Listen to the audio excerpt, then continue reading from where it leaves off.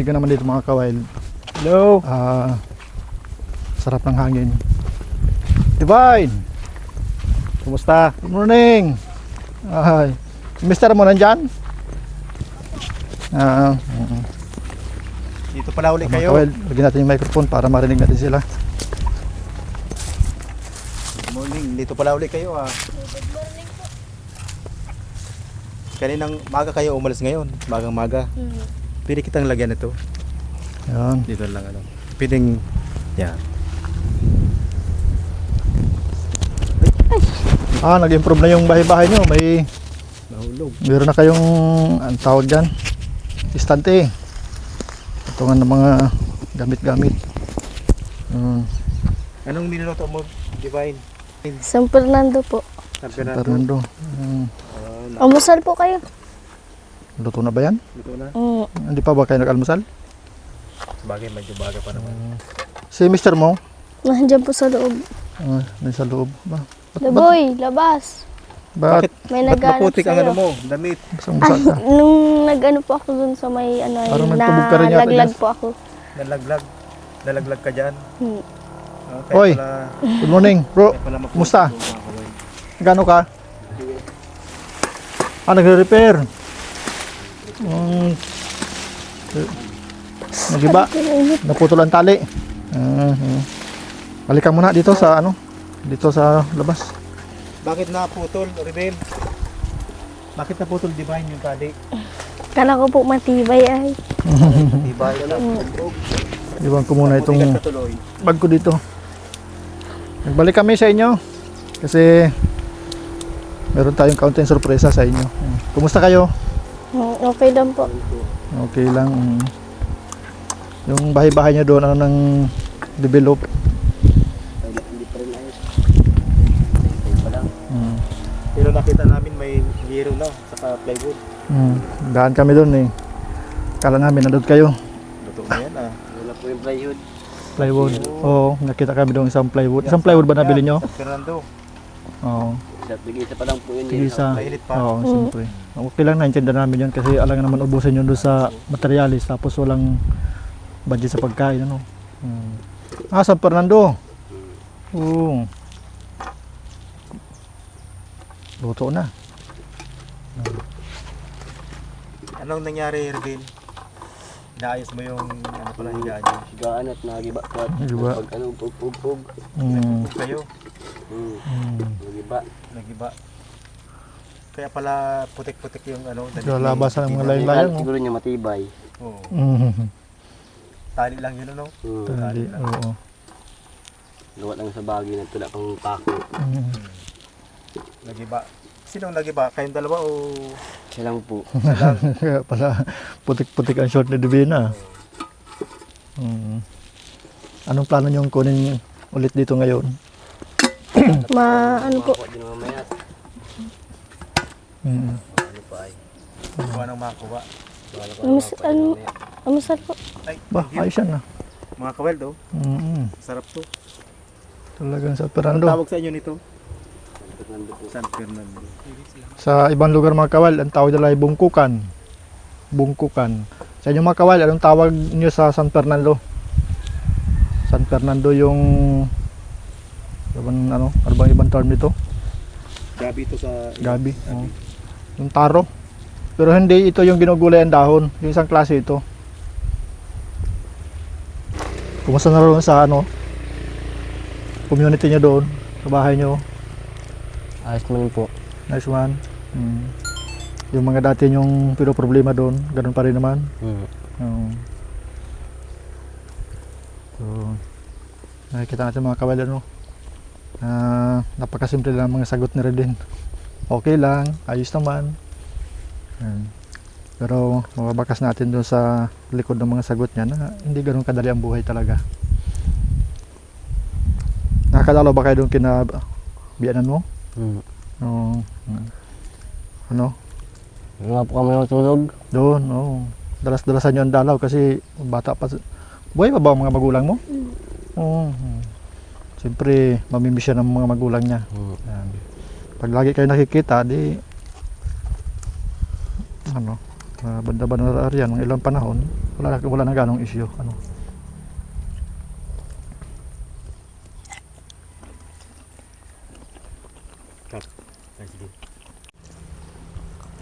Tutulong nga yung ano nyo, oh. Yung unan nyo, ito ang unan nyo. Mm. Ibig sabihin, napalublob din yung...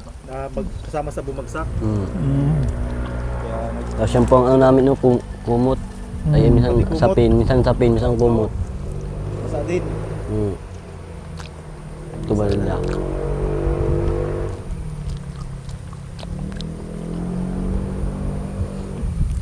Yung belt namin para pag ano yung mga gamit na mamaya. Yung mga kawild, na bagsak daw sila dito. Kaya pala nagiba. Tapos doon nahulog si Divina sa dulo. Kung mapansin kasi natin, ano lang, bagin. Tapos nagkalog kayo, nag-ugog. Nag-ugog daw sila na nagiba itong mga kawild. Tinayos na rin kanina pagdating natin. nakita natin mga kawild, ano? Hindi ganun kadali ang sitwasyon nila dito. Pero ano to, dahil sa ibang mga nag-comment mga kawild, maraming salamat sa mga comment nyo. Yung iba nabasa namin na sabi nila ay mas masarap talagang tumira sa tahimik na lugar. Kahit ibig sabihin ay kahit kunti ang kinakain natin, basta't mayroon, basta't tahimik, okay na yon kaysa dun sa marami kang pagkain, ano, pero magulo. Iwaling kaunti po, basta tahimik lang. Pero siyempre, hindi natin maiwasan mapaisip kasi sa murang edad nila, 15 si Divina, 15, 19. Di bali si bro, medyo adult na. Kasama siya doon sa adulto, 19 na siya eh. Makikita natin na bumabalikat agad sila ng mabigat na responsibilidad. Doon nga sa ibang mga nag-comment, sabi nila, medyo maaga pa talagang pag-aasawa. Pero ganun ang buhay mga kawild. Minsan may mga bagay tayong gustong takasan, nakita natin solusyon pag-aasawa. Ano? Ayan. Ikaw di ba, ba't nagpasya kang mag-asawa kaagad? Teka.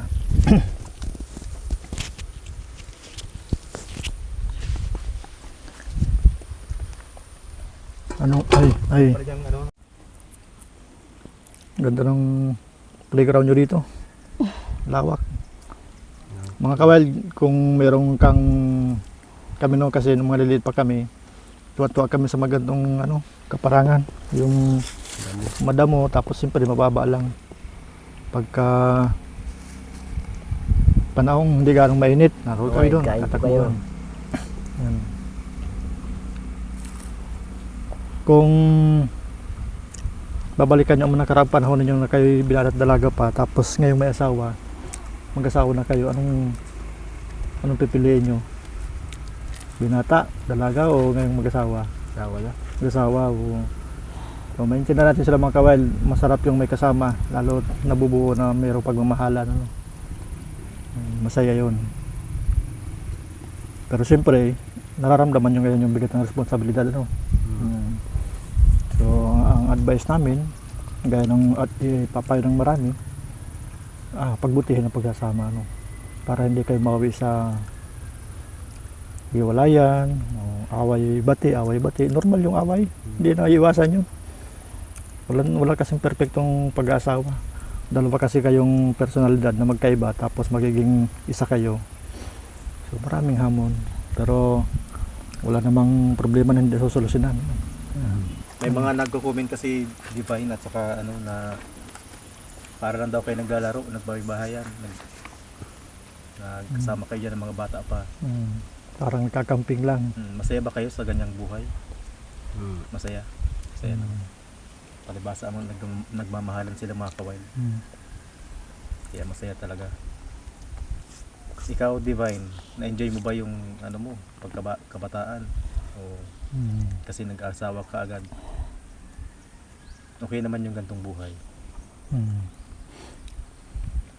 Anong plano nyo ngayon? Saan tayo pupunta? Nga po ng Kahit ano lang po Kahit makuha. Pwede kaming sumama sa inyo? O sige, pagka tapos yung magkain. Sama tayo mga kawild sa kanila, pero bago tayo umalis, shoutout po pala kay Saturnino Alone o Alone. from Doha, Qatar. Sir, thank you po sa panonood sa amin. Shout out. Thank you, sir. Ang dahil na nararating ng mga video natin. Sa lahat Thank you po po. ng nanonood sa amin. Shoutout po sa inyo lahat. Maraming salamat po sa patuloy yung panonood. At doon po sa mga comment nyo, maraming salamat. Nababasa natin iba-ibang opinion. Pero lahat ng yun ay pinapahalaga natin. Kapupulutan natin ng mga aral. Yung ibang mga comment, mababanggit natin sa kanila. Yan ang nasabi kanina. Nagbabahay-bahay lang daw sila. Pero gaya ng narinig natin, masaya sila sa ganung sistema. Pero siyempre, hindi naman magtatagal. Huwag babago yung sitwasyon nila. Kasi wala naman nagbabahay-bahay na habang buhay. Ano? Pagka nautayo-utayo natin mga kawal na makapagbigay ng tulong, may-ari na yung bahay nila doon, siyempre doon na sila maglalagi. Yan. Doon nga pala sa ibang comment, sabi nila maghanap ng trabaho. Ano to mga kawal, may trabaho din naman si Reden. Kaya lang hindi yun lagi. Yung howling, yung dito mga kawal kasi, yung pagmimina, yung mga buhangin mula sa minahan, hinahakot yun ang trabaho ni Reden. Pero hindi yun ganun kadalas. Hindi naman po araw-araw. Hindi bihira araw-araw. lang po. Construction po, marunong ka rin. Marunong din po. Oo, yun, mga iba't ibang sideline. Meron nga palang nabasa akong isang comment. Meron daw siyang farm, bagitin ko sa inyo, ano, baka mapag-isipan nyo. Meron daw siyang farm, ano ba yun, itik ba? Parang mga itik yung sabi niya na inaalagaan. Pag gusto niya raw sa kanila tumira, may bigyan niya kayo ng pabigas, pang ulam araw-araw, may sweldo. Makakapagtaniman niya sila doon kung ano mang pwede, tapos may bahay, magtutuluyan. Pag-isipan nyo rin, ano, tapos pagka kung anong plano nyo, magre-reply ka ba doon sa comment niya. So, let's go mga kawal, samahan natin sila. Sa kuweba nagsimula ang kanilang pag-aasawa na tinaasahan na nilang marami ang huhusga at hindi makakaunawa. Pero habang kasama namin sila ka-wild, marami kaming bagay na nakita na baka kainggitan pa nga ng iba. Yung pag-ibig nila. Bata pa, simple lang, pero totoo. Walang arte, walang pagpapanggap, kundi puro tiis, pag-uunawa, walang sisihan. Dito sa gitna ng kalikasan, ang hangin, ang tubig, ang bundok, ang batis, ang naging saksi nila sa pag-iibigan nila. At ngayon, sasamahan natin sila sa paghahanap ng pagkain. Dito sa sapa, tahimik silang naghahanap ng tabagwang ususo. Hindi madali, kailangan ng tiyaga, kailangan ng pasensya, pero nai-enjoy nila ng magkasama. Walang sisihan. Para sa iba, simpleng pagkain lang ito, pero para sa kanila, ito na ang buhay nila araw-araw. Habang pinapanood ko sila, nakapaisip ako ka-wild. Sa simpleng gawain ito, makikita mo kung paano sila nagtutulungan. Walang reklamo, walang sisihan, kundi sabay nilang hinaharap ang hirap ng puno ng pag-ibig na wagas. Ang sarap siguro maging bata ulit, kiligin ng ganito, hindi ba? Paki-comment naman dyan mga kawayad.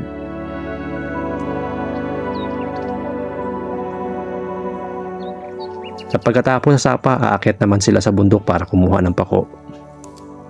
Isa na naman itong simpleng pagkain pero hindi basta-basta nakukuha. Kawild, sa totoo lang, hindi perpekto ang buhay nila. Mahirap, kulang, minsan masakit. Pero sa kabila ng lahat, pinili nilang manatili. Pinili nilang isa't isa. Ano man ang sabihin ng iba. Sa mundong puno ng panghuhusga, pinili nilang kumapit sa isa't isa. Sa mundong marami ang umaalis, pinili nilang manatili. Dahil minsan, kawild, hindi kayamanan ang sukatan ng tunay na yaman, kundi ang pagkakaroon ng taong handang samahan ka kahit sa pinakamahirap na parte ng buhay mo. Karoy. Sa loob ng kuweba, doon tayo nagsimula. Pag-ibig na wagas ang nagtulak sa atin. Anong nabili niya, Divina, nung nakarang? Binili po namin ng isang yero tsaka isang plywood. Tapos yung natira po, binili po namin gamit. Ay, okay. Kaya meron silang dingding mga kawail. Tapos meron na rin buong sila. Sa part 1 ng video na ito, naunawaan natin kung bakit sa gabi lang daw sila narito sa totoong bahay nila. Umiiwas daw sila sa mga nakakalunod na punaan ng iba. sa kanilang mga punan. Hindi madaling mabuhay na alam mong may mga taong handang humusga kahit hindi nila alam ang buong kwento. Kaya pagkatapos nila maghanap ng pagkain sa bundok, bumababa raw sila rito sa maliit nilang tahanan. Dito nila niluluto ang mga nakukuha nila mula sa sapa at sa bundok. Suso, pako, kung ano-ano pa na kailangan nila para sa gabing iyon. Simple lang, walang kasiguruhan, pero sapat na para maitawid ang isang gabi. At sa gitna ng lahat, nandyan pa rin sila sa tabi ng isa't isa. Lagi nagtutulungan. Walang reklamo, walang sisihan. Parang yan siguro ang motto nila. Kahit sa isang araw na pagod at kulang, pinipili pa rin nilang magsalo, magkasama. Kawild, minsan hindi mo kailangan ng marangyang hapag para masabing mayaman ka. Kung ang kasama mo naman, yung taong handang samahan ka kahit sa pinakasimpleng pagkain at sa pinakamahirap na sitwasyon. Masarap to may gata ay, kaso wala man gata. Kain po, sir. Kain po sa mga nanonood dyan.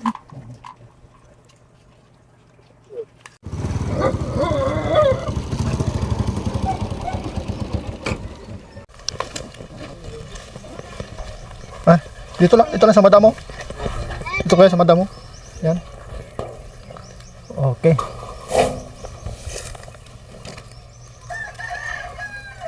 Color of mga kawild. Salamat. Ito naman mga kawild yung pako nila. At bumili sila ng kaunting bigas. Ayan yung ating resibo.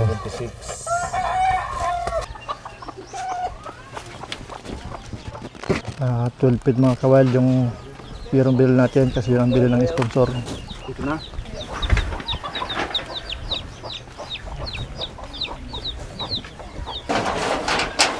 Nilipad na. Wala palang pako yan. Wow. Kaya pala pasiguro na kayo ng pako sa hero. Oo. Kaya pala nagsabi na si ay Divina ng pako sa hero. Ayun mga kawild, salamat po at nakarating kayo hanggang dito sa bidyong ito. Kanina ay bumili po tayo ng mga yero, mga pako, mga ilang gamit. Galing po yun kay Manay ng Bahrain. Maraming salamat po Manay ng Bahrain sa pagpapadala ng 3,000 para sa kanila kila Divina at Redin. Nagkahalaga po yun ng 2,176. Yung sukli, binili nila ng bigas tapos ilang gamit nila sa bahay. Ayan po sa likod yung yero, tapos yung bigas nasa loob na. At bukod po doon ay magbibigay po ang aming channel sa kanila ng karagdagang 2,000. Kaya bali 5,000 na yung napunta sa kanila ngayong araw. Ito, Redin, galing yan sa amin. Anong parang bilhin dyan? Salamat po sa 2,000 yung binigay niyo po sa akin, sa amin na 2,000. Makakatulong na po to. Sa hirap po ng buhay, hindi talaga makaano kung walang sipag at syaga. Maraming salamat po kay Manay ng Bahrain. Manay ng Bahrain po. Maraming salamat po. Malaking halaga po talaga to sa amin pambili ng bigas kung mawalan naman po ng bigas. Tapos pangkain po araw-araw. Maraming salamat po. Sana po marami ka pang matulungan. Mahirap na tao. Pagpalain ka ng Diyos. Salamat po. Maraming salamat po sa binigay niyong yero.